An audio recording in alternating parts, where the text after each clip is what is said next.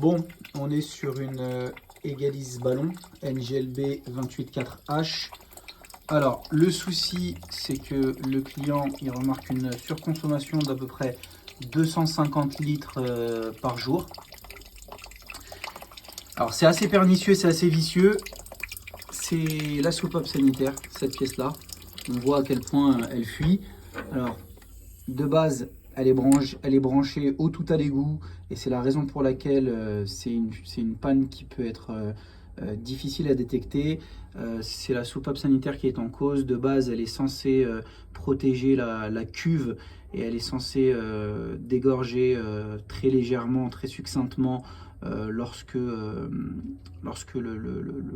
la chaudière chauffe pour réchauffer l'eau du ballon et pour protéger la cuve du ballon. Maintenant, lorsque la soupape commence à devenir vétuste et qu'on a un peu de calcaire qui vient se mettre dans la membrane, et ben on peut avoir ce type de problème.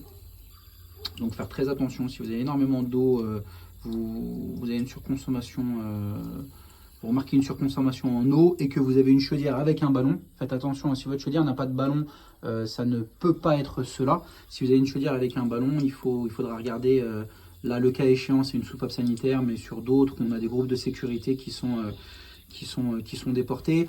Et avant de changer la soupape sanitaire, il y a quand même un test à faire. C'est avec ce type d'appareil, tester la pression au robinet, parce que parfois on incrimine la soupape sanitaire et on se rend compte qu'au niveau du robinet d'eau froide, on a plus de 7 bars, et de fait la soupape est arrêtée à 7 bars et elle va se mettre à fuir. Donc ça peut arriver de voir parfois, moi j'ai parfois des employés comme ça qui remplacent la soupape sanitaire ou le groupe de sécurité avant même de vérifier la pression chez le client, et ils se retrouvent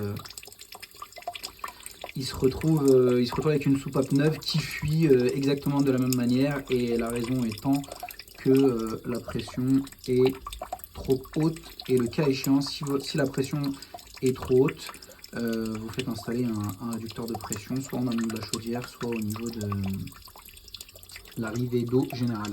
Voilà tout.